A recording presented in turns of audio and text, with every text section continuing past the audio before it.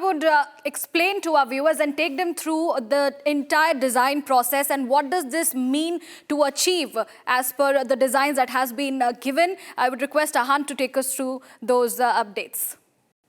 Sure. So if we see, this is the design intervention which was designed by me, and the name is Sensora. The idea of Sensora came from a Japanese multi-sensory pavilion.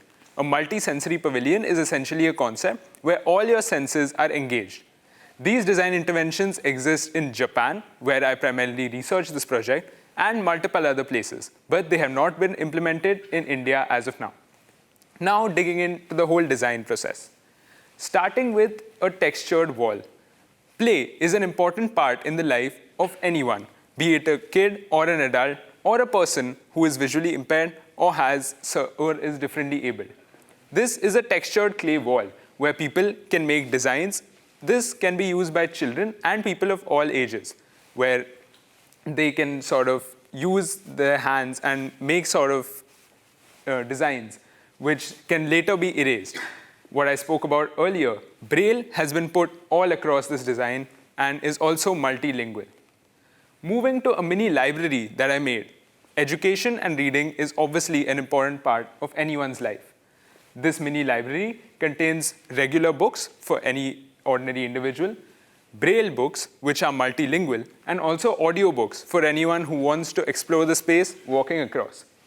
What I would also like to mention is the multiple openings in the space. Light and airflow play an important role in any design. This design will particularly be implemented in parks, which makes it extremely open and also makes you feel a connect to the nature as we see the trees and the greenery all around. The design also uses a bit of sustainability, where the pavilion walls will be designed from recycled bricks as shown in the image here.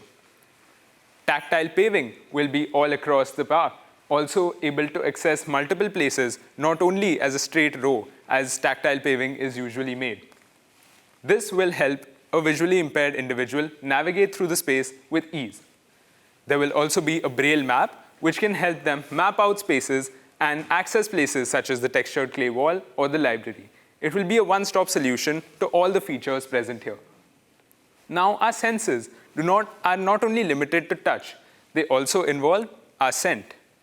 This is called Nature Nook, where we'll have flowers that are scented, which will involve the senses with respect to the smell. These can help attract people and can engage all your senses, which is essentially the key to Sensora. We also have an open ceiling, which again allows light to enter in a cohesive manner. We also have bamboo benches, which have been used, keeping the concept of both sustainability and social sensitivity in mind. We can move to the next slide, please. An interesting thing that we noticed when I was working with Studio Pod and when we visited the blind schools is that blind children are actually not taken out of the house after a certain age. This is a hang-up that parents have, that if a child is blind, he will be not welcome in a play space. Hence, this is a kids' play space which is open to everyone and is also catered to the needs of the visually impaired. This is essentially a slide which has been built with a very steep slope so that it's safe for the kids to play. Bamboo materials have again been used here for the benches to give an eco-friendly look and a cohesive space to the park, as it is built in a park, so we should not take away from the original essence of the park, and hence bamboo has been used. All the toys that have been placed on the wall have tactile aspects to them and also help children explore their creativity. Although the children might not be as familiar with Braille, in an attempt for them to learn Braille as their language, we have put Braille signage all across. As we see, as I spoke about earlier, all the play styles are tactile.